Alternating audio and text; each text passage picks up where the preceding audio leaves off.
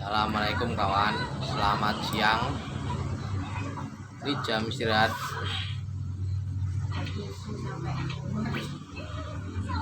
Ya, di sini saya ingin bercerita sedikit lah pengalaman saya di dunia perbengkelan.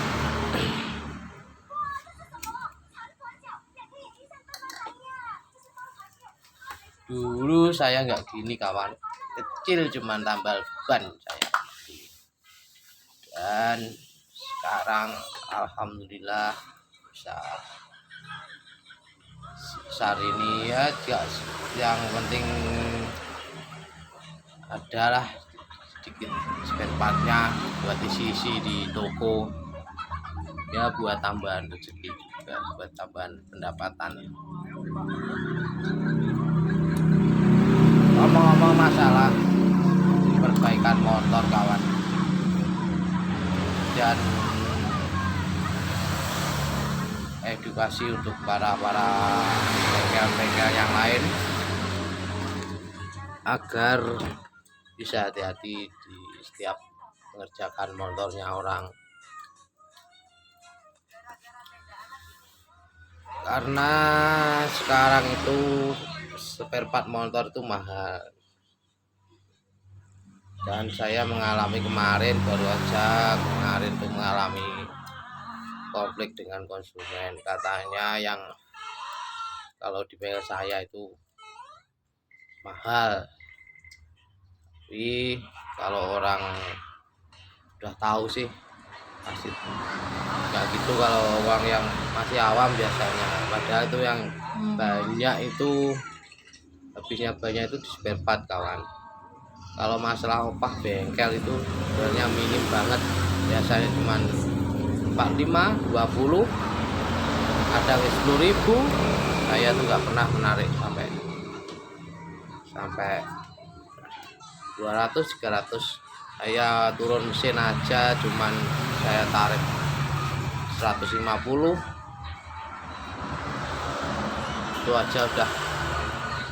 Yang lain-lain kayak kartu cleaner, kayak bensin itu kadang ya nggak kehitung. Ya intinya sekarang gini, sebelum kita mengerjakan motornya orang, kita harus perjelaskan dulu di orangnya. Pak, ini Pak, ngeten Pak, ini contoh aja lah, kan saya orang Jawa juga harus ngomong Jawa juga. Ngeten Pak, niki motor jenengan perusahaannya niki, lah niki kalau diganti gini sak menten lah. Naik masalah opah niki sak menten, mboten sing opahe mahal tapi spare part sing mahal Pak. Pun jenengan pripun sekarang iki, nek di bongkar nggih kula bongkare, nek mboten nggih mboten napa. Terkadang kawan di desa itu suruh mengakali, jadi kalau barang itu masih bisa dipakai dan diakali, ya diakali dulu. Itu susah banget kawan untuk mengakali itu ya, tapi kita harus bilang sama konsumen, sama pelanggan kita, saya bisa mengakali, cuman umurnya nggak bisa kayak diganti baru. Ini gitulah kawan, jadi biar jelas kayak konsumen pelanggan kita itu biar jelas.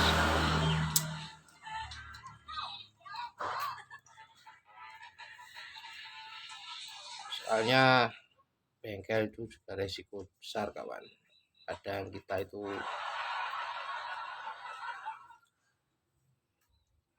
disalahgunakan sama orang lain, sama bengkel, sama bengkelnya, kadang dijelek-jelekin, tapi itu udah biasa. Saya nih nggak ngurus masalah gitu, yang penting saya kerja, saya buktikan kalau kerjaan saya gini, kualitas saya gini, dan konsumen tuh puas, alhamdulillah. Saya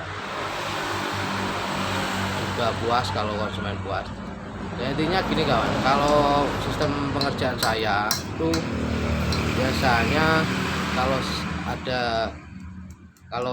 kalau kelistrikan ya yang di luar aja, yang di dalam saya nggak bisa. Kalau di dalam kita bongkar dulu lah, kita pahami dulu ini perlu ganti apa enggak. Kalau masalah di luar kita bisa menganalisa dan kita harus mau dan punya cadangan. Kalau sewaktu kita bongkar, kita cek, dan kita harus punya cadangan kayak CDI, coil, pulser, spool, dan yang lain-lain kayak kiprok.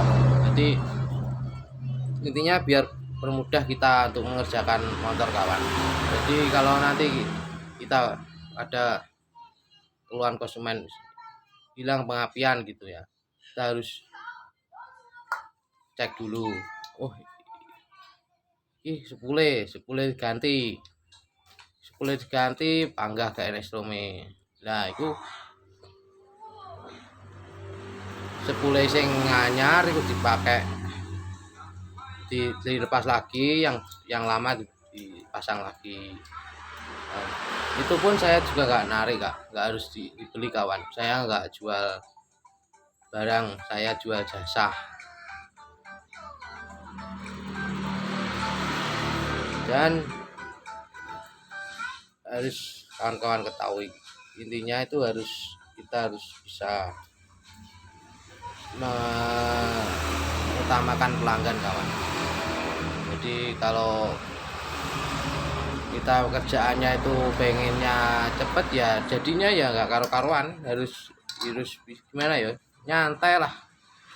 Kita ya nggak kelar sekarang ya besok kita kerjain lagi. Intinya kita bilang ke konsumen, Pak, saya tidak bisa cepat, wah betul sakit cepat soalnya rumit ini barang atau si kayak setrum ngeten iki sulit Pak, terus sih perlu waktu lah. Nah kalau nandang ini mawon mengke sing servis kula mboten ngecanda. Nah kita utamakan yang ringan-ringan dulu kawan. Kalau masalah yang berat nanti kita lakukan dengan, kalau kita agak longgar, kita longgar. Yang intinya yang ringan-ringan kita kerjakan dulu. Jadi biar, soalnya yang kemasukan itu yang cepat itu ya, yang ringan-ringan itu, jadi langsung kita dapat opah, dapat uang, pendapatan dari yang itu. Kalau yang berat ya kita kerjakan santai. Kita harus mengerjakan itu dengan teliti kawan, soalnya motor emang sulit. Dan pengalaman saya itu tidak cuman langsung buka sukses itu enggak kawan. Pengalaman saya udah saya lakukan dengan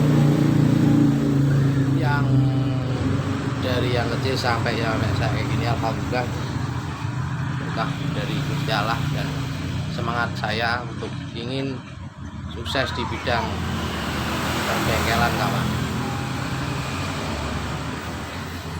Intinya gini kawan ya, kalau kita untuk pemula, untuk bengkel pemula, intinya gini, kita kuasai dulu lah sistem motor dan semualah. Motor itu gimana kelistrikannya motor itu harus kita kuasai dulu kawan. Dulu saya, pengalaman saya dulu, saya ikut orang itu, bantu orang lah di bengkel orang ya. Sekarang jadi bos saya, dia bos sekarang, bos saya itu. Saya ikut 2 tahun kawan. 2 tahun itu saya tidak minta opah, tidak minta apa.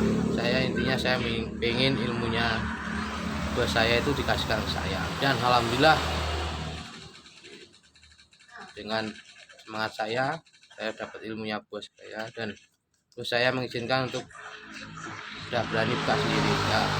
Saya buka sendiri kawan, tapi jika enggak segampang itu kawan. Kita harus buka itu, kita harus melakukan satu, beli alat dulu lah, alat-alatnya bengkel itu apa, persiapan dulu ya. Dulu kan tambal ban itu masih 5.000 kawan dulu tambal ban. Dan kadang ada tetangga yang suruh beliin motor itu ya, saya nggak narik, cuman saya dikasih ya saya terima, nggak dikasih ya nggak apa-apa. Intinya saya juga masih mencari ilmu kawan, biar ilmu kita tambah terus dan terkadang pengalaman teman-teman saya itu kalau udah agak tahu masalah motor dikit aja udah buka bengkel. Taunya dia kan, wah buka bengkel pendapatannya oke lah, banyak. Padahal dia nggak tahu perjalanannya gimana, susahnya gimana. Nah waktu dia teman saya kedatangan konsumen, terus keluarnya gini. Nah dia salahnya dia nggak bilang kalau Pak saya masih belajar, saya belum bisa 100% di masalah motor. Jadi saya minta bersabar atau dibilang aja Pak, dibawa ke sana aja Pak. Saya belum menguasai masalah motor itu gimana. Jadi biar konsumen itu enggak gimana ya, enggak kecewa lah intinya. Ya kita harus bisa mengumpulkan ilmu sebanyak-banyaknya di masalah motor kalau kita di bidangnya motor kawan.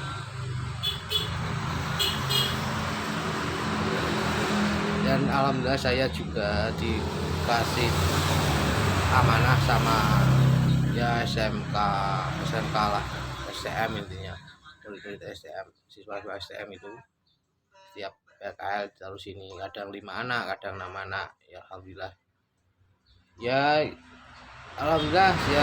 ada yang jadi, yang bisa, yang dia niat pasti dia bisa.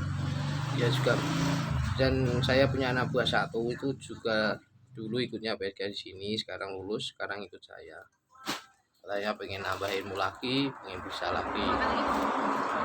Alhamdulillah ya saya ajari ilmu, kasih ilmu saya. Kenapa sih ilmu ngasih ilmu itu gak mungkin ilmu kita berkurang, ilmu kita akan bertambah kawan. Intinya itu dia harus ikhlas untuk mengajari. Nah, tapi yang susahnya emang gitu kawan, anak-anak sekarang kan nggak mau, suruh ribet, maunya instan. Padahal yang ribet itu adalah tantangan buat kita.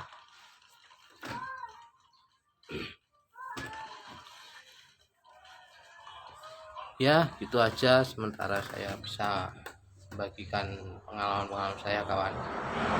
Nanti kita lanjut lagi, konsultasi lagi, dan kita sama-sama belajar lagi. Untuk masalah video untuk penanganan mesin saya belum bisa ngupload kawan, ya sementara ini aja dulu. Nanti kalau udah ada waktu saya upload, soalnya lagi banyak kerjaan juga, banyak servisan juga. Nanti kalau saya video ini nanti yang satunya nggak kelar, kan nggak enak sama pelanggan. Jangan lupa subscribe, like dan komen ya kawan, biar pengalaman ini tertular kepada yang yang lain. Ya intinya kita harus semangat, jangan putus asa. Kegagalan adalah suatu kesuksesan. Jangan anggap kegagalan itu dari kehancuran, jangan. Intinya kalau kita masih mau berjuang pasti kita akan sukses kawan. Emang perjalanan hidupnya juga gitu, ada lika-likunya. Ya udah segitu aja. Assalamualaikum warahmatullahi wabarakatuh. Salam dari saya, Imam